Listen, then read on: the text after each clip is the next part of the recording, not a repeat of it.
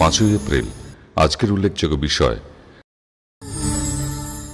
সাহিত্যিক প্রভাত মুখোপাধ্যায়ের মৃত্যু,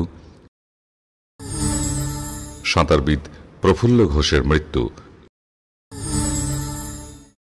সুনীতা রাওয়ের জন্ম, বিপ্লবী অবিনাশ চন্দ্র ভট্টাচার্যের জন্ম। অবিনাশ চন্দ্র ভট্টাচার্য জন্মগ্রহণ করেন 5ই এপ্রিল 1882 খ্রিস্টাব্দে, মৃত্যু 10ই মে 1962 খ্রিস্টাব্দে। জন্ম 24 পরগনা জেলার স্বগ্রামে 1901 খ্রিস্টাব্দে এন্ট্রান্স পাশ করে কলকাতা মেট্রোপলিটন ইনস্টিটিউশনে FA ক্লাসে ভর্তি হন। এই সময় 1902 খ্রিস্টাব্দে বিখ্যাত বিপ্লবী যতীন্দ্রনাথ বন্দ্যোপাধ্যায়ের সংস্পর্শে অনুপ্রাণিত হয়ে ভারতের মুক্তি সংগ্রামে যোগ দেন অবিনাশ চন্দ্র ভট্টাচার্য।